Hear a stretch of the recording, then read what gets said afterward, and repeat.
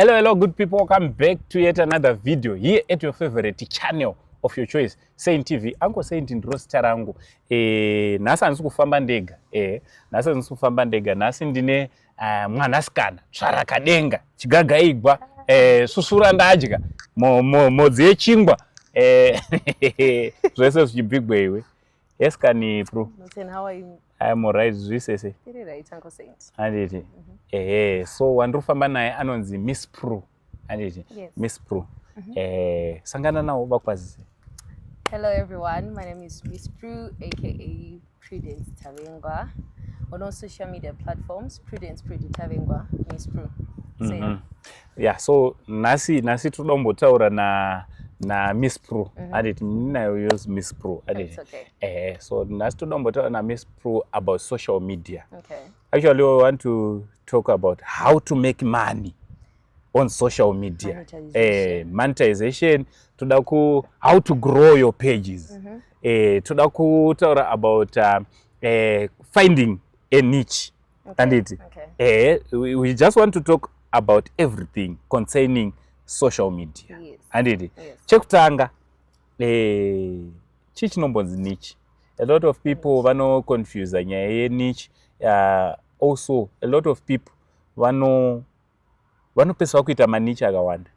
Okay. So niche, from my own point of view, I think like kuvane a standard agenda yono pusher, a certain agenda yono garochi pusher all the times. Okay. I hope I'm not wrong. No, you are right. That's what I feel like. So I think kushandisa one niche neto twanazio kana takutsvaga zvezvakati tinorefera kuna ningi. All right. So yeah. Let's say maybe spana someone anogoita kana ti maskits. Ezvekutamba like that. Anogona ngoramba achipusha nezvezvo such that anyone anenga achida kuona zvezvo anogona munhu wani. Kana uchida a niche yokuti unoita zvekueducate vanhu izvo. Unongoramba ukastika to that niche. All right. So yeah. All right. So munhu in order for someone to know kuti ini niche rangu andiri kana niche yangu rangu ro yangu chirungu kachi ndeipi munhu anokwanisa kuzoona sei? I feel like let's say uri munhu anoita ma videos and ma niches akasiyana ndiri then a certain niche yawaita woita more views, more likes, vanhu varagidza kufarira izvozvo obvona kuti engagement yepavideo iri yenge kanyanya pane zvakati then womboti maybe it was just for one video then you try again the same niche obvoti unoti so I think that's how you can tell kuti this is my own niche. All right. And another thing I think nyaya yepassion kuti wewe unofarira zvipi. Yeah, that's the easiest way as well. Because tiri kutaura kuti zvoni something chaunoita zviri natural. Zvausingaise mo effort, zvausingaise ma-muscles. Ukangoona kushandisa ma-muscles, siyana nazvo. Zvatoendo. Ndo mafungiro angu inini. So ipapo tinoona vanhu, but obviously kana uchitanga unofana kubata zvese. Unofana try everything. Ndo mafungiro angu. Ora ndozipa example, isusu patakatanga kuita social media. Chekutanga unofana kuziva kuti ndekupi kwauri kuda kutangira po social media yakakura. We've got YouTube, we've got Facebook, Instagram, we've got TikTok, we've got X. You understand? We've got a lot. Also kune thread yakazoita sei? Inoshanda. Ichiri kushanda? Kune thread, kune vamwe vanhu vakatopinda pabasa nekuda kwethread. Anditi? So iwo wakufana kuziva kuti because vanhu vari kutwitter avasiriwo vanhu vari ku it's not the same. Facebook, YouTube ndizvo but neInstagram but vanhu kutwitter kune veko. So iwo wakufana kuziva kuti futi kutwitter kwachona that is kuX kuno ndedzipi dzinonyanyofamba ikoko. You understand? And then TikTok haidizvo mavideos zvirefu. Vanhu vekuTikTok vanenge vari pakumhanya. So unofana kungoita kuti mavideos tunongoendera TikTok. But then if you want kuita mavideos akareba ema 1 hour, I think YouTube will be the best. YouTube, You understand? So chekutanga was one okay. waziva niche rako but you want to try everything. Ziva kuti ndoda kuposta kupi. Oh, okay. Handiti. Kana uri kuda kuposta ku YouTube, obviously you have to have a Gmail account, then create your own YouTube channel. Obviously YouTube vanhu avasubscribe zvokumanya. Yeah. Ende vanhu avanoone ku YouTube zvokumanya. So wakutanga ku create you know, yes, nyaya data ameno kuti vanhu vanochema kuti data. So wakufanira ku plus YouTube inoda quality mchana. Exactly. Because YouTube TV purchase, yeah, that's true. I mean, anything to add? No, I just feel like, yeah, like you're saying, I was just thinking to myself, yeah, let's say maybe a 1 hour video. You know, you can post it per YouTube, say 1 hour. On Facebook, maybe you can just take Kali to something, maybe I forgot this. Like, exactly, Kareel. Kako kadikidik maybe kani 1 minute. You go for TikTok, okay, take 30 minutes. We'll try compress again. But which is information in get eye catching. Sometimes no going to lead to an say find it on YouTube as well. To just go and watch the full video. Yes. So YouTube for me, especially in Zimbabwe, is the easiest when it comes to the monetization. Yes. Yeah, a lot of people wanting to achieve. Of course, Facebook iri easy paku, TikTok iri easy paku unganiza ma followers. YouTube haisi easy panyaye kuunganiza ma followers, ma subscribers, kuvane ma watch hours anodiwa. It's not that easy. It's not. But when it comes to monetization, kana waita zvinodiwa, it's easy. Do you know the mari yakawanda? Yeah. Kuti udaro? Yeah. Hanzi ndo inowinza mari yakawanda. Inangu handizive mamwe saka tine chito tu YouTube kuna mari. No, kune mari, like you know those things to you can go on it or register your Visa-V card. Okay. Such that maybe my viewers are cut, especially me and my viewers are kawanda and my subscribers. So you go, you pay, let's say 100. One go who's it per my subscribers cannot per my viewers actually. My viewers maybe akashika 1,000. Unaona gana $200. Okay. 2,200. All right. It depends. Ni mari on go subscriber yachu. Iwe on Visa-V card yachu kutotu wane mari back. So sometimes no go not can pay cannot 1,000. I'm just assuming now. But let's say maybe wa pay cannot 1,000. Ngo kutozo per 1,000 regular views. Unaona $500. All right. Yeah. All right. So YouTube you know to better. You know better even if usina subscribe like usina much of subscription one still through my followers my views. All right. My likes. Anotongo badaro.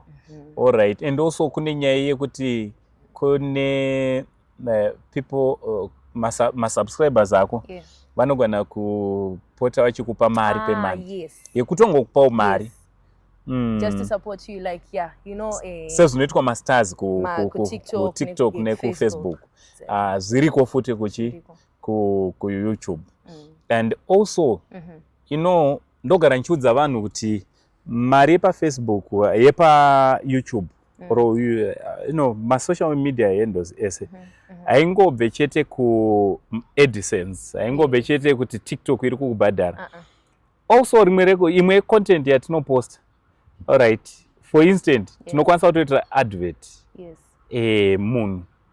Advert iroro atori bhadhara. Yes. Munhu yeye anenge atobhadhara. Patinoposta futi, you get something from YouTube. Yes. You see? So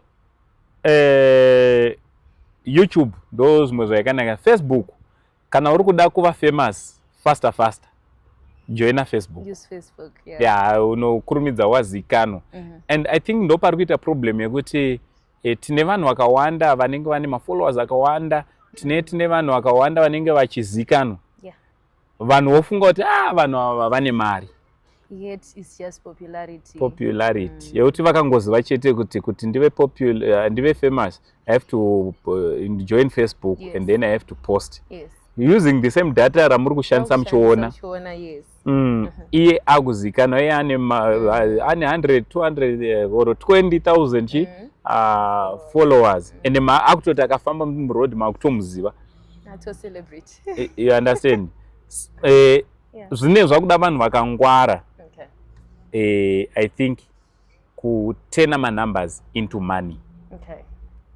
Turning those numbers, okay, in 20,000 followers, then I have to find a way of turning 20,000 followers into money. Or are you talking about maybe being a brand ambassador? Yes. Yes, because that I have this views. So obviously, if I do a video, she marketed this, you can gain. Yes. More. Okay, yeah. Yeah, zvichade kuti urambe wakagara kumba.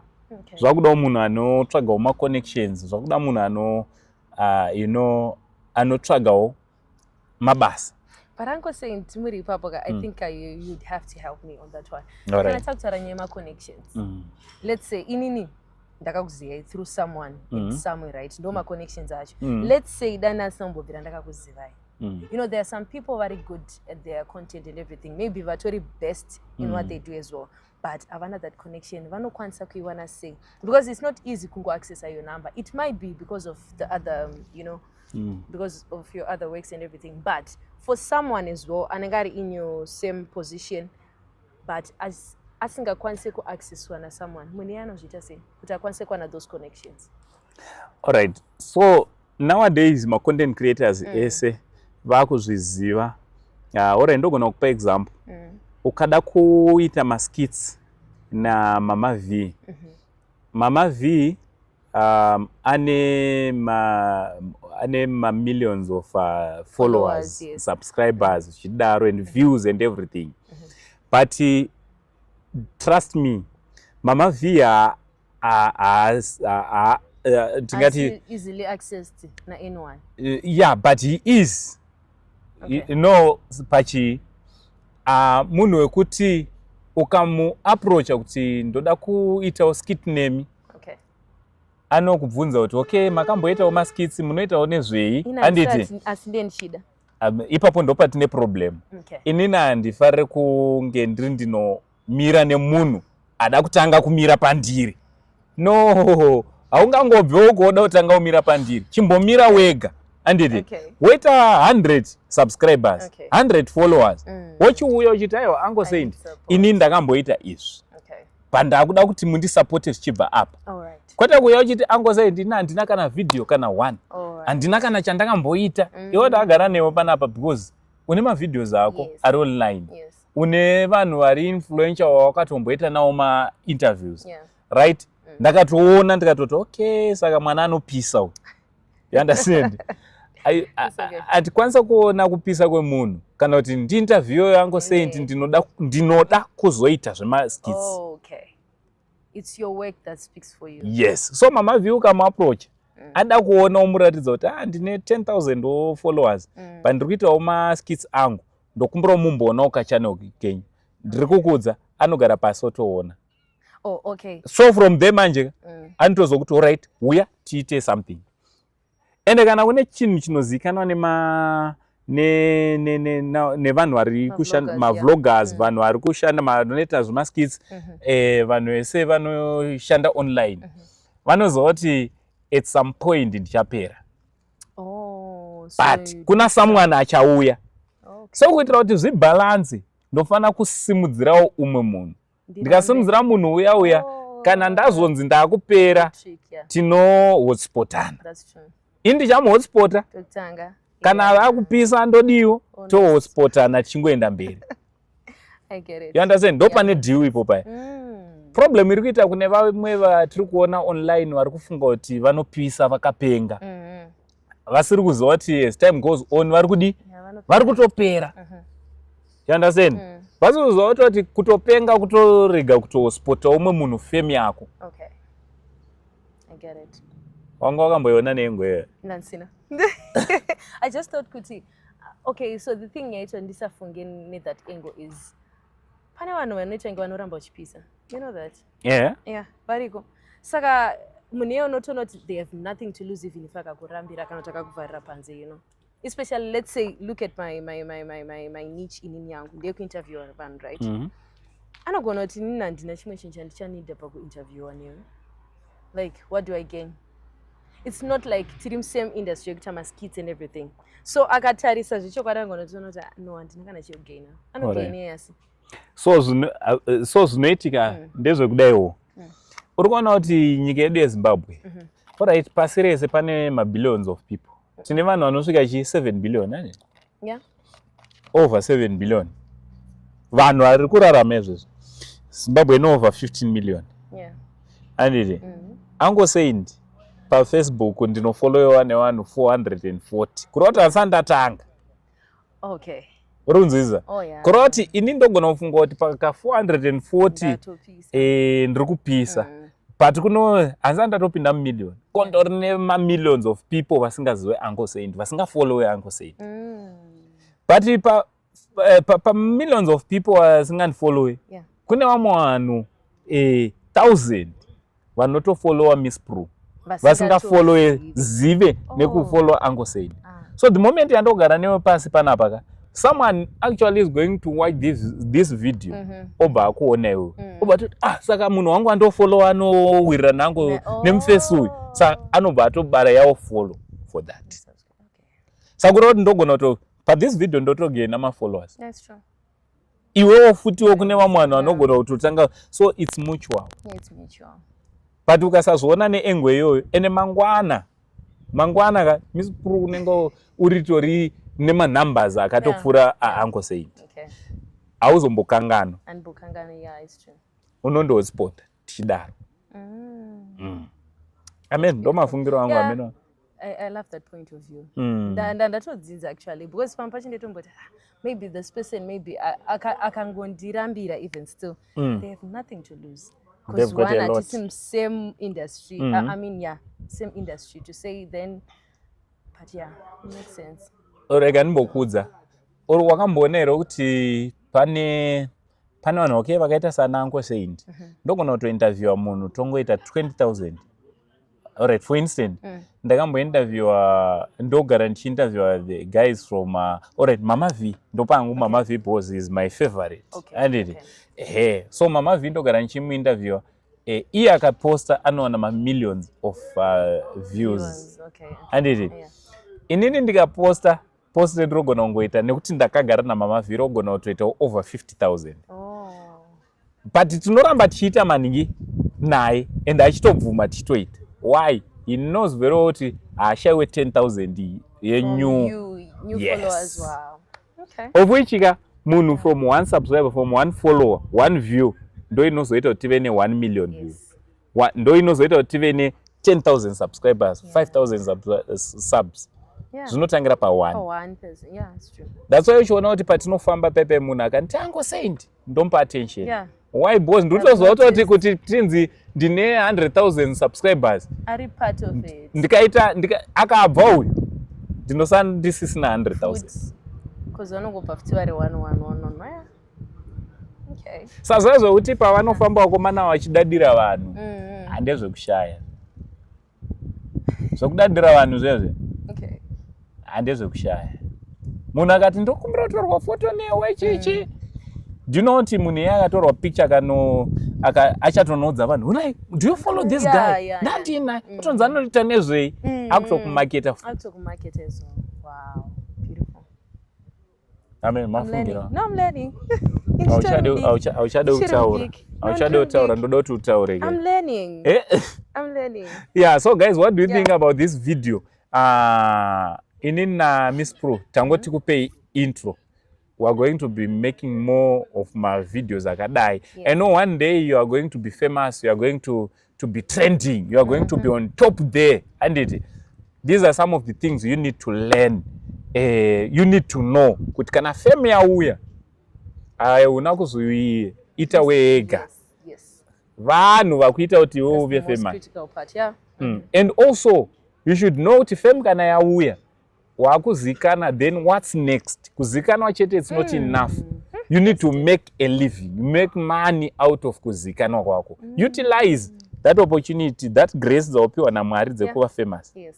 Kwata kuti unova famous and then 2 years, 3 years uchingori ipapo wakutoita fanike zvakutoita worse. No. Okay. Unofana kutsvaga nzira. If you cannot find ways, ndosa kune anonzi ma-social media managers. Okay. Ipapo ndopa mune makupindawo ipapo. Maugara pasi, makuti right. indako kumanager kuti tichimonetize your firm. I get it. Because unogona kuva famous doesn't mean kuti you manage, you be a good manager. Yeah, it doesn't. Ukotova very much popular as well, but understand, we've got vanhu vakawanda atizotaura edu mazita vanozikanwa but munotozoshamisa masangano naye achishayiwa 50 cents yekombi chacho. Understand? So ndezvekurumidza kuonera isu edu ana Uncle Saint ndozvatakakurumidza kuonera patikaona kuti isusu takutozikana takabva tati faster takabva in fact takaitawo lucky rekuti haisi secret indakadzidziswa social media from one of the best anonzi Your Boy Beats. He's in the UK right now. Paakandidiscover ndichiita zvandinoita akandiinvite obva andigarisa pasi svikanzi matora ne 5,000 subscribe makutofanira kutoita mari. And he taught me kuti unoita mari yako so. That's why tisina pressure strike. Wambozona kuti ana pressure nemaviews nechichi. Yeah, it's true. Why? Because I know kuti mari inotorwa sei. Uzonpa that trick, I guess. Yeah, ukandinyengetedza zvakanaka. So guys, what do you think about this video we are making today? What do you think? Do you have anything to say per video, Renee?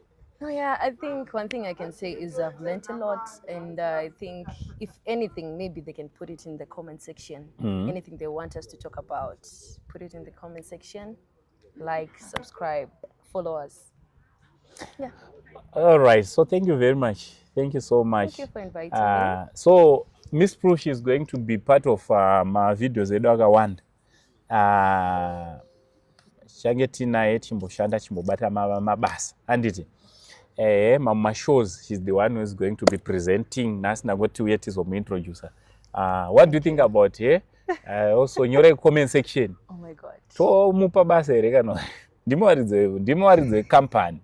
Okay. Tompa basa erekano kuti zvigume nhasi. Comment section.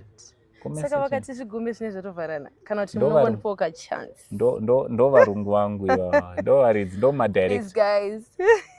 Vaudza kuti ndi mukaisa malikes akawanda zoreva futi kuti umwe munhu anogona kuti anisi kuda kukomenta ndoda kungoisa like tichamaverenga futi.